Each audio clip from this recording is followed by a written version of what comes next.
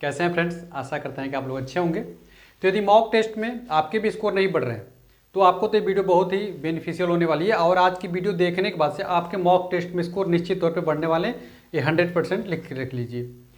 और जो चीज़ मैं बताऊंगा सारी चीज़ आपको उससे प्रैक्टिस करेंगे तो निश्चित तौर पे आपके मॉक टेस्ट में बढ़ेंगे। और यदि मॉक टेस्ट में अभी भी आपके स्कोर कम कर रहे हैं तो उसके क्या रीज़न है वो भी आपको देखना चाहिए, उसका एनालिसिस किस तरीके से करना चाहिए, ये सारी चीज़ें मैं आपको लिख के आया हूँ, आपको दिखाऊंगा। और मॉक टेस्ट के फ़ायदे क्या क्या हैं वो भी मैं बताऊंगा, तभी तो आप जान पाएंगे कि मॉक टेस्ट का फ़ायदा क्या होता है, तो करना क्या रहता है। ठीक है, तो सारी चीज़ हम लोग अच्छे से डिस्कस करने वाले हैं। तो आज की वीडियो बहुत बेनिफिशियल होगी उन लोगों के लिए जिनके मॉक टेस्ट में स्कोर नहीं बढ़ रहे हैं या मॉक टेस्ट में आ रहे हैं, एन एवरेज तो आ रहा है लेकिन उनको और भी ज़्यादा चाहिए सिलेक्शन के लिए तो उतना नहीं कर पा रहे हैं। उसके बाद से मॉक टेस्ट देना कब चाहिए, सबसे इंपॉर्टेंट चीज़ तो यही होती है कि लोग ये कहते हैं कि भैया मॉक टेस्ट मुझे कब देना चाहिए। तो देखिए, मॉक टेस्ट तब देना आपको शुरू करना चाहिए जब आपके 60% सिलेबस कंप्लीट हो जाए तो मॉक टेस्ट शुरू कर देना चाहिए। लेकिन यदि आपके पास एग्जाम कम टाइम है तो आपको स्वाभाविक बात आपने सिलेबस अच्छे से ख़त्म कर लिया होगा, अब आपको केवल मॉक टेस्ट ही देना है।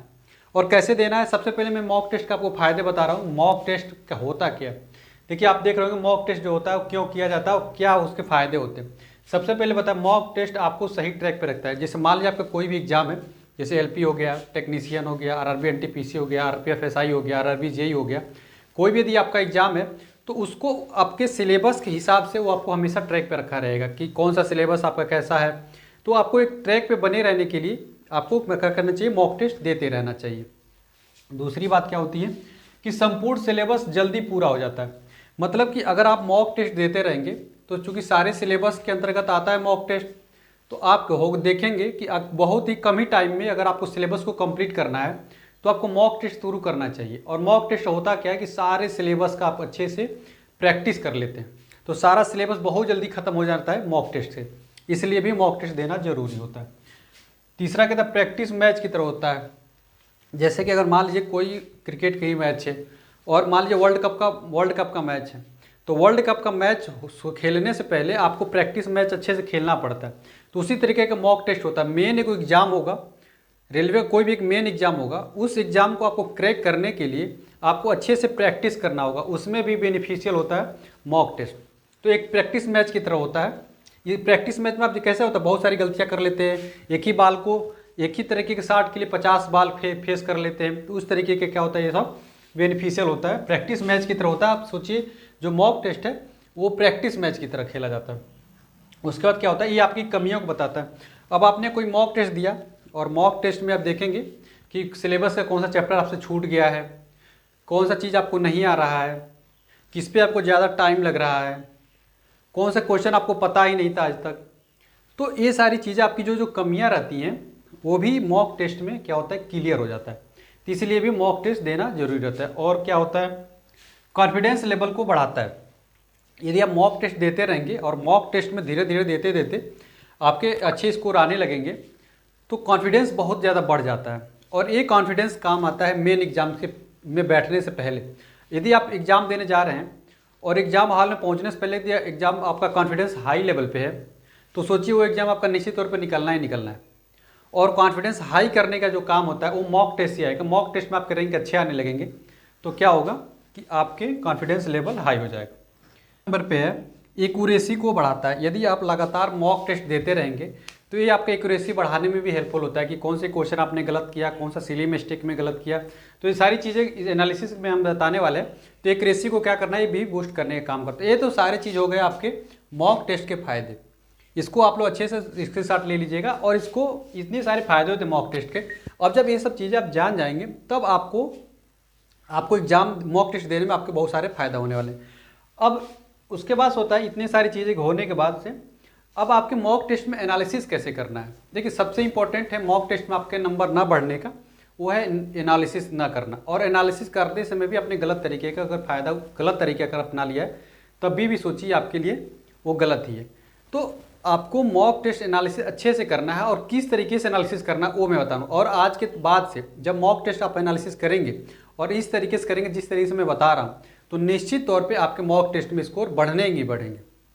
एक चीज़ और लोग करते हैं क्या है कि मॉक टेस्ट तो दे देते हैं, मॉक टेस्ट कोई दे दिया और उसके 1 घंटा मॉक टेस्ट दे दिया, लेकिन 1 घंटा के मॉक टेस्ट के बाद से अपना स्कोर देख लेंगे, अच्छा आया तो खुश हो जाएंगे, कम आया तो दुखी हो जाएंगे, लेकिन एनालिसिस करने के बारे में कोई नहीं सोचता है।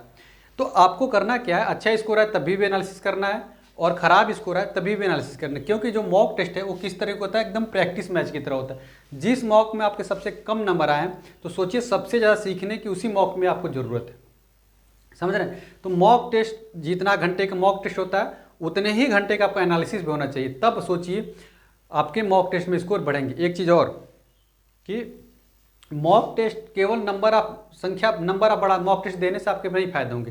जैसे हो क्या रहा है कि आज मॉक टेस्ट दिए और आगे आपके मान लीजिए 40 नंबर, फिर 1 घंटे बाद फिर मॉक टेस्ट दे रहे हैं, फिर आगे 41 नंबर, फिर शाम को दे रहे हैं। और ऐसे रेगुलर बेसिस पे मॉक टेस्ट देते, केवल मॉक टेस्ट नहीं देना, आप मॉक टेस्ट दिए उसको एनालिसिस करिए, फिर उसमें क्या कमियां रह गई, फिर 1 दिन 2 दिन उसको पढ़ाई करिए, फिर मॉक टेस्ट पे जाइए। रेगुलर मॉक टेस्ट नहीं देना, नहीं तो आपके बहुत ज़्यादा नुकसान हो जाएंगे, टाइम खराब हो जाएगा। जब जानकारी ही नहीं रहेगी तो नंबर तो नहीं आएगा। तो पहले आप जानकारी को क्या करिए, बढ़ाइए, तब आपके मॉक टेस्ट में स्कोर बढ़ेंगे। उसके बाद देखिए एनालिसिस कैसे करना, सबसे बड़ी बात है एनालिसिस कैसे किया जाए। तो सबसे पहले हम देखेंगे करेक्ट, जो क्वेश्चन आपने सही किया है, जो क्वेश्चनों को आपने सही किया है उसको देखिए कि कौन से ऐसे क्वेश्चन है कि जिसमें आपने ज़्यादा टाइम बताया है। कौन सा ऐसा सही क्वेश्चन में भी आपने कौन सा ऐसा क्वेश्चन था जिसमें आपने ज़्यादा टाइम लगाया, तो उस क्वेश्चन को सबसे पहले देखिए कि इसमें हमने ज़्यादा टाइम लगाया और क्यों इस क्वेश्चन में ज़्यादा टाइम आया। क्या इसका कोई शार्ट तरीका था, क्या हमसे इससे आसानी से मेरा दोस्त लगा सकता है, किसी भी तरीके से जो मोर टाइम वाला क्वेश्चन है उसको पहले नोट डाउन कर लीजिए, फिर उसको लगाइए। फिर अगला जब मॉक टेस्ट आएगा तो उसमें इस क्वेश्चन के लिए आपको एकदम कम टाइम लगना हो चाहिए। उसके बाद से मोर टाइम वाले जब क्वेश्चन कर लीजिए, फिर देखिए कौन क्वेश्चन मेरा तुक्का से सही हुआ है। जैसे मॉक टेस्ट जब हम लोग देते हैं तो उसमें से कुछ क्वेश्चन हम लोग के तुक्का से भी सही हो जाते हैं, तो आपको वो भी देखना है कौन से क्वेश्चन तुक्का से सही हुआ है, और तुक्का वाले क्वेश्चनों को बढ़िया से एनालिसिस कर लीजिए क्या क्या कमियां थी। उसके बाद से सबसे बेहतरीन तरीका एनालिसिस करने के होता है आपके पास एक नोट डाउन होना चाहिए, जैसे एक नोट्स होना चाहिए। कोई भी मॉक टेस्ट दीजिए और उस नोट से आपने क्या क्या सीखा, कौन कौन से क्वेश्चन आपने नहीं लगा पाया, उसको उस नोट्स में लिख लीजिए। और जब एग्जाम देने जाएंगे तो 50 से 55 जब मॉक टेस्ट दिए रहेंगे और जो क्वेश्चन आप नहीं कर पाएंगे उसी को केवल नोट्स में रहेगा, तो एग्जाम से 2 दिन पहले सोचिए 55 मॉक टेस्ट को एक ही बार में आपने क्या कर लेंगे, रिवीजन करके चले जाएंगे, जिसका बहुत से ज़्यादा आपको फायदा हो जाएगा। तो तुक्का वाले क्वेश्चनों को क्या करना है, पहले करना है। इसके बाद से इनकरेक्ट क्वेश्चन के पर आना है कि आपने कौन से क्वेश्चन इनकरेक्ट किया, गलत किया है।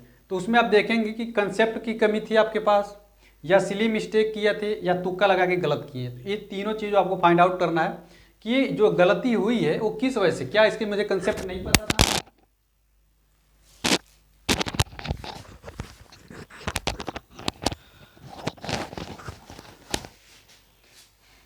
अब एक गलती देखिए इनकरेक्ट क्वेश्चन देखेंगे कंसेप्ट वाले, सिली मिस्टेक या तुक्का, तो हम देखेंगे कि क्या कंसेप्ट हम जो क्वेश्चन हमने गलत किया क्या उसका मेरा कंसेप्ट ही क्लियर नहीं था।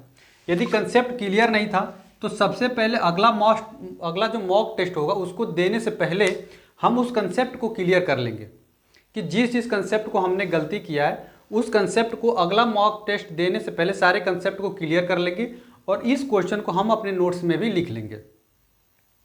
उसके बाद से देखेंगे सिली मिस्टेक। सिली मिस्टेक को भी बहुत इंपॉर्टेंट रोल प्ले करता है आपके मॉक टेस्ट स्कोर बढ़ाने में, कि कौन से क्वेश्चन में आपने सिली मिस्टेक किया है। ऐसा आपने बहुत सारे क्वेश्चन देखेंगे कि बहुत माइनर क्वेश्चन तो ला दिए थे, आंसर भी ला दिए थे, लेकिन सिली मिस्टेक की वजह से वो गलत हो गया। तो आज वो सिली मिस्टेक गलत हुआ है, लेकिन आप एकदम उसको एक्यूरेट कर लीजिए कि अगली बार से इस प्रकार से सिली मिस्टेक मुझसे नहीं होगा। तो सिली मिस्टेक के ऊपर आपको काम करना जरूरी है, क्योंकि देखिए जो क्वेश्चन नहीं आए तो उसके लिए ज़्यादा दिक्कत की बात नहीं है, लेकिन आपने जो क्वेश्चन आ रहा है उसको गलत नहीं करना। जो क्वेश्चन आपको आ रहा है अगर वो गलत करें तो सोच के आप सिलेक्शन से दूर जा रहे हैं। एटलीस्ट वो क्वेश्चन तो गलत होने ही नहीं है जो कि आपने सिली मिस्टेक से गलत किया।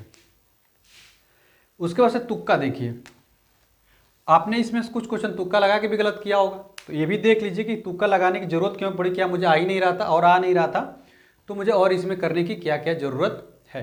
तो इस तरीके से आपको एनालिसिस करने की ज़रूरत होती है। उसके बाद से कुछ क्वेश्चनों को क्या होता है, स्किप भी करने रहते हैं। स्किप कौन कौन से क्वेश्चनों को करने रहते हैं, अगर इरेलीवेंट आपको लग रहा है कि ये ऐसा मॉक टेस्ट में इससे ऐसा क्वेश्चन है जो कि सिलेबस के इरेलीवेंट है, तो ऐसे क्वेश्चनों को बिल्कुल स्किप कर दीजिए, इसको पढ़ने की ज़रूरत नहीं है। लेकिन हाँ, अगर रेलिवेंट है, अगर वो मॉक टेस्ट के मतलब आपके सिलेबस के रिलेवेंट है, एग्जाम के रिलेवेंट मॉक क्वेश्चन जो आपने स्किप किया हुआ है, तब तो उस क्वेश्चनों पे सबसे ज़्यादा आपको ध्यान देने की ज़रूरत है, क्योंकि ये क्वेश्चन तो आपको आता ही नहीं था, तभी तो आपने स्किप किया है। इनकोरेक्ट तो ठीक था कि आपने कंसेप्ट गलत लगाए थे, इसलिए मिस्टेक किया था, तुक्का लगाया था, लेकिन स्किप उन क्वेश्चनों को किया जाता है जो आपको समझ में नहीं आता है। तो पहले देख लीजिए वो इरेलीवेंट तो नहीं है, अगर इरेलीवेंट है तब तो उसको वहाँ से भी छोड़ दीजिए, पढ़ने की भी जरूरत नहीं है। लेकिन अगर रेलिवेंट है तब तो आपको पढ़ना है, सबसे ज़्यादा टाइम इसी पे देना है। और अगला मॉक टेस्ट देने से पहले आपको इसका अच्छे से कंसेप्ट समझने के बाद से आपको क्या करना, अगला एग्जाम में, अगले मॉक टेस्ट में बैठना है। और इस तरीके से जितने मैंने सारी चीज़ें आपको अच्छे से मॉक टेस्ट के बारे में बताया, अगर इस तरीके से आप फॉलो करते हैं तो निश्चित तौर पे आपका एक सीट पक्का है रेलवे में और आपका सिलेक्शन 100% हो जाएगा। चलिए आशा करते हैं कि इस तरीके से मॉक टेस्ट को, अब अगला जो कमेंट आएगा आपका, इस तरीके का कमेंट नहीं होना चाहिए कि भैया मेरे मॉक टेस्ट में स्कोर नहीं बढ़ रहे हैं, कैसे बढ़ाएं, क्योंकि मैंने आपको एक एक तरीके से समझा दिया किस तरीके से आपके मॉक टेस्ट में स्कोर बढ़ेंगे। चलिए वीडियो अच्छी लगी हो तो वीडियो को लाइक कर दीजिएगा, चैनल को भी सब्सक्राइब कर लीजिए। मिलते हैं अगली वीडियो में फ्रेंड्स, तब तक के लिए जय हिंद।